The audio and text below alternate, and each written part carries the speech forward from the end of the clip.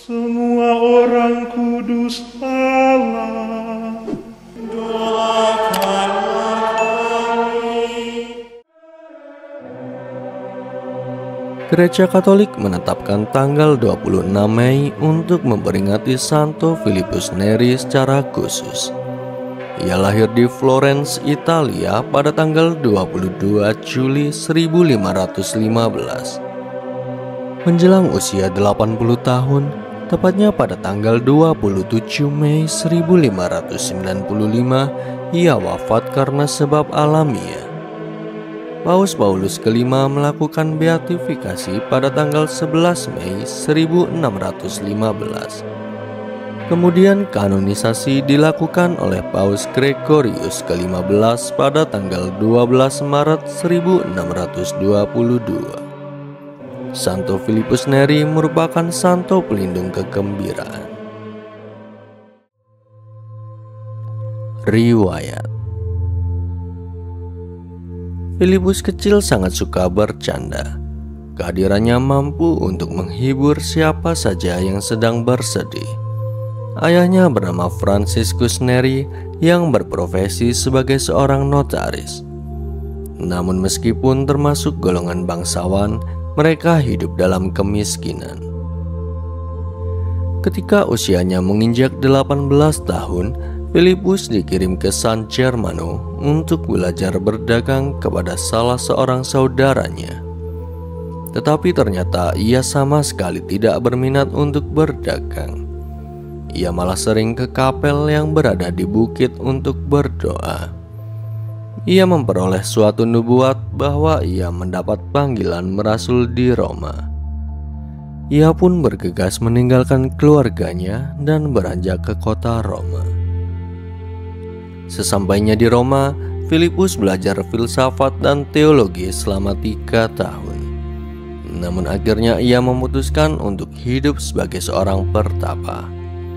Pada tahun 1548, Filipus membentuk suatu kelompok yang diberi nama Persaudaraan Tritunggal Maha Kudus. Kelompok tersebut beranggotakan kaum awam yang fokus untuk memberi bantuan pada para peziarah yang datang ke kota Roma. Komunitas ini berjalan dengan baik, yang kelak menjadi rumah sakit Santa Trinita dei Pellegrini. Merasakan panggilan yang kuat untuk menjadi imam, Filipus memutuskan untuk masuk suatu biara. Ia ditahbiskan pada tahun 1551. Ia ditugaskan untuk menjadi imam di gereja San Girolamo. Bagi umatnya, ia adalah seorang imam yang spontan, tak mudah ditebak, namun menyenangkan. Ia mampu melihat sisi terang dari semua peristiwa yang dialaminya, baik itu gembira maupun sedih. Lelucon yang dibuatnya sangat melekat di benak umatnya. Para kaum muda sungguh dibuat nyaman oleh sukacita yang senantiasa dihadirkan oleh Pater Filipus.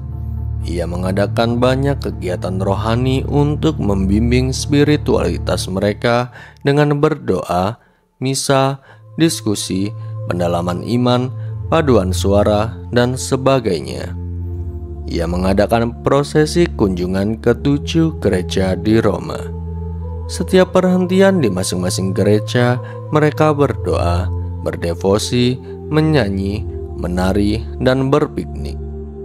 Jumlah kaum muda yang hadir semakin banyak, bahkan sempat dihadiri oleh 6.000 orang pemuda.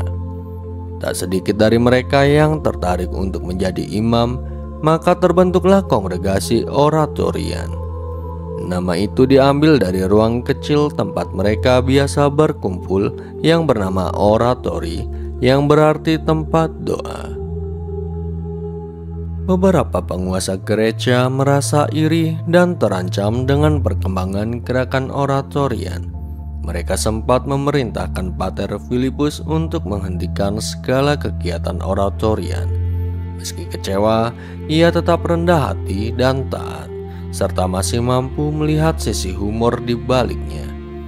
Pada tahun 1575, Paus Gregorius ke-13 memberikan restu kepada kongregasi oratorian dan mengizinkan mereka untuk melanjutkan segala kegiatannya.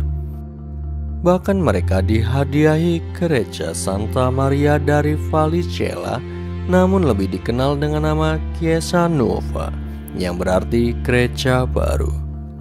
Pada hari pertama mereka memasuki gereja baru itu pada tahun 1577, para oratorian melakukan perarakan dengan membawa segala perabotan rumah tangga. Pater Filipus memimpin arak-arakan di paling depan dengan menggiring bola. Meski memiliki pribadi yang menyenangkan dan penuh dengan canda tawa, Pater Filipus adalah orang yang bijaksana dan rendah hati. Ia tak canggung tampil konyol hanya untuk mengalihkan rasa kagum umatnya terhadap dia. Ia sering mengatakan hal berikut kepada umatnya.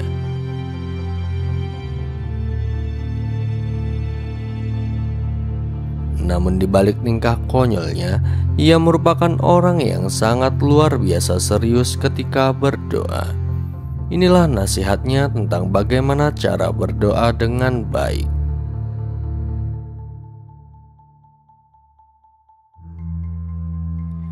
Bahkan begitu hebatnya kekuatan doa Pater Kudus tersebut, ia pernah berlutut dan berdoa untuk memohon karunia Roh Kudus menjelang Pentakosta.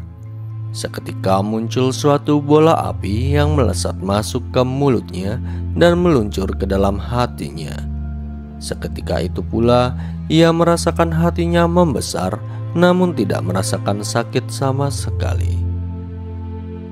Pada tanggal 26 Mei 1595, Pater Filipus meninggal setelah menderita sakit cukup lama. Ia dimakamkan di Chiesa Nuova. Seluruh kota Roma merasa sangat kehilangan atas kepergiannya.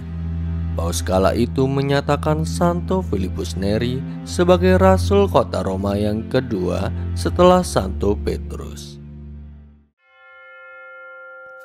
Arti nama.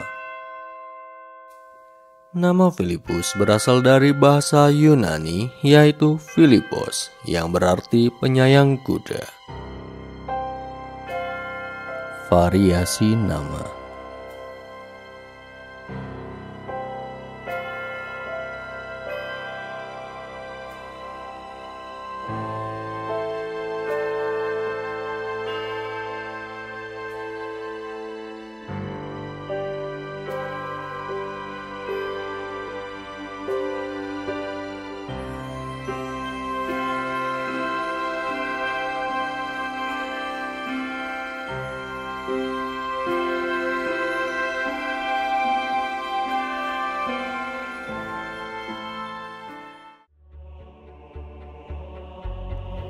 Itulah kisah tentang Santo Filipus Neri, seorang imam kocak yang teramat sangat bijaksana dan rendah hati.